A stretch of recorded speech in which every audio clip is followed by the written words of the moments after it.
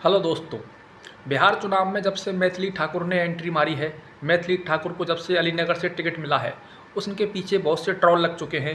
मैथिली ठाकुर को टिकट मिलने से बहुत से लोग नाराज़ दिख रहे हैं। एक तरफ विपक्ष वाले बोल रहे हैं कि एक भजन वाली गायिका को चुनाव मैदान में लाना, जिसकी एज 25 साल है, जो अभी परिपक्व नहीं हुई है, केवल एक बीजेपी का एक मास्टर स्ट्रोक नहीं बल्कि आत्मघाती गोल है।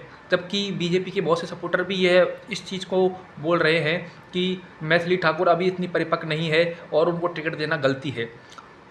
और इसी घटनाक्रम में मैथिली ठाकुर जो कुछ भी बोलती है, जो कुछ भी अभी कुछ कर रही है, उसको लेकर सोशल मीडिया पर उनकी ट्रोलिंग हो रही है। मैथिली ठाकुर के बारे में ये खबरें उड़ाई जा रही हैं कि मैथिली ठाकुर एक भजन गाने के लिए पहले 5 लाख रुपए लेती थी और आजकल चुनाव के लिए फ्री में गाना गा रही है, भजन गा रही है।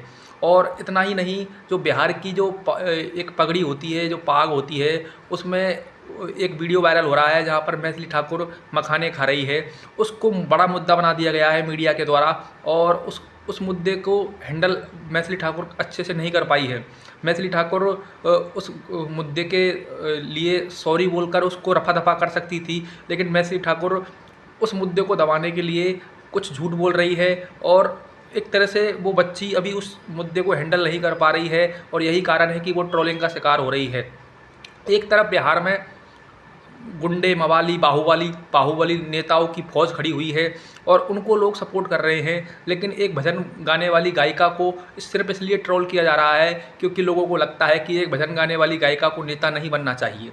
उनके अकॉर्डिंग गुंडे, बाहुबली, भ्रष्टाचारी सभी लोग नेता बनने के लिए परफेक्ट हैं, लेकिन मैथिली ठाकुर में ही कुछ इस तरह की क्वालिटी होनी चाहिए कि वो पढ़ी लिखी होनी चाहिए, उसके अंदर परिपक्वता होनी चाहिए, उसकी एज इतनी होनी चाहिए। मतलब लोगों ने बहुत सारे क्राइटेरिया बना लिए हैं मैथिली ठाकुर के लिए और उसको ट्रोलिंग करने के लिए। एक तरह से मैथिली ठाकुर को चुनाव से पहले ही हराने का पूरा पीआर चल रहा है, मार्केटिंग चल रही है। इसमें तो कोई शक वाली बात नहीं है, क्योंकि मैथिली ठाकुर ने बहुत ही कम समय में जो सफलता हासिल की है, केवल भजन गाकर, वीडियो बनाकर यहाँ तक पहुँच पाई है। यह बहुत से लोगों के पेट में दर्द पैदा कर रही है। उनको यह बर्दाश्त नहीं हो रहा है कि एक लड़की यहाँ तक पहुँच गई और बिना किसी सपोर्ट के, केवल अपनी लोकप्रियता के दम पर।